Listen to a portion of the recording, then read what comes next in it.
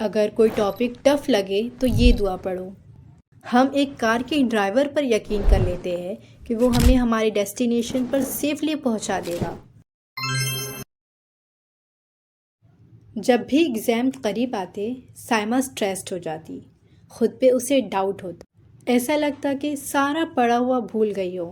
اور کل سائمہ کا وائوا تھا، اس نے کچھ ٹاپکس گو تھرو کر لیے تھے اور کچھ ٹاپکس ابھی بھی باقی تھے۔ وہ اپنے ڈیسک پر بیٹھے رو رہی تھی، بک سارے ڈیسک پر ان آرگنائز تھے، ویسا ہی جیسا کہ اس کے یاد کیے ہوئے ٹاپکس ان آرگنائز تھے۔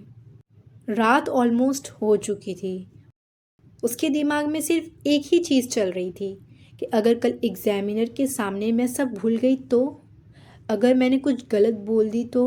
اس کے تھاٹس نہ اسے پڑھنے دے رہے تھے اور نہ سکون کی سانس لینے دے رہے تھے۔ تبھی اس کی بڑی بہن راشدہ روم میں سائمہ کو روتے ہوئے دیکھ لیتی ہے۔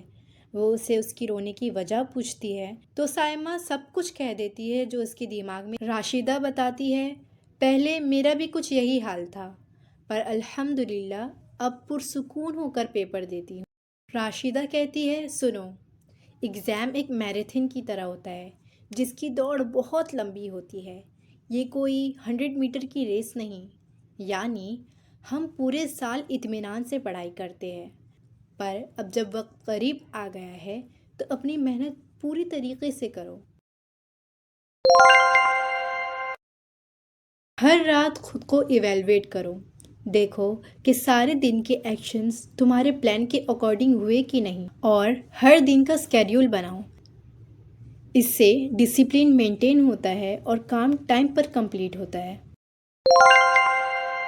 جب بھی ایسا لگے کہ اب دماغ میں کچھ بھی نہیں جا رہا، اس وقت پڑھائی روک کر 10 سے 15 منٹ کا ریسٹ لو، ایکسرسائز کرو، پانی پیو، ذکر کرو یا وضو کر لو، موڈ فریش ہو جائے گا اور پھر پڑھنے بیٹھو۔ ریسٹ لینے سے مائنڈ فریش رہتا ہے، کنسنٹریشن بڑھتا ہے اور پڑھائی زیادہ افیکٹو ہوتی ہے۔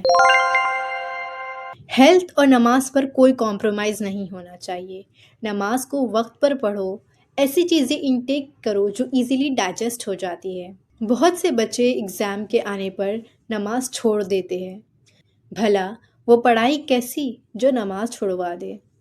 صحیح مسلم میں ایک حدیث ہے، انسان اور کفر کے بیچ جو چیز ہے وہ نماز کا چھوڑ دینا ہے۔ ایگزام کے قریب آنے پر نیو ٹاپکس نہ اٹھاؤ، جو پڑھ چکے ہیں اسے ریوائز اور ریپیٹ کرو۔ اگر وائوا ہے تو ریپیٹیشن بہت امپورٹنٹ ہے، اور اگر ریٹن ایگزام ہے تو کنسیپچول کلیئرٹی اور پریکٹس بہت امپورٹنٹ ہے۔ وائوا کے لیے پہلے سے پریپیئر رہو، مرر میں دیکھ کر خود سے ان ایکسپیکٹڈ ٹاپک پر بات کرو، صرف 5 منٹ مگر کم سے کم 5 سے 6 بار، اس سے سیلف کانفیڈنس بوسٹ ہوتا ہے۔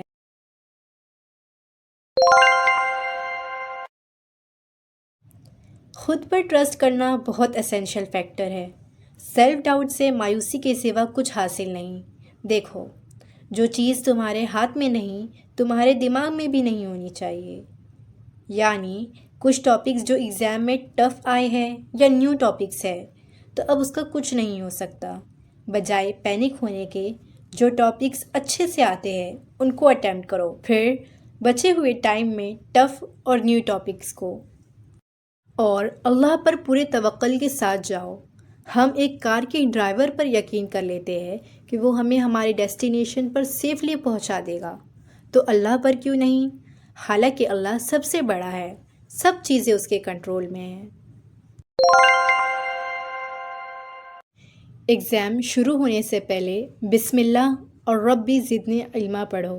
اگر کوئی ٹاپک ٹف لگے تو یہ دعا پڑھو، اللہم لا سہل الا ما جعلتہ سہلا وانت تجعل الحزن اذا شئت سہلا، جس کا مطلب یہ ہے، او اللہ، nothing is easy except what you make easy, and you can make difficult things easy if you will.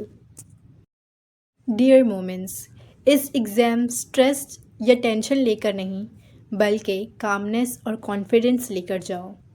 One can achieve anything once they start believing.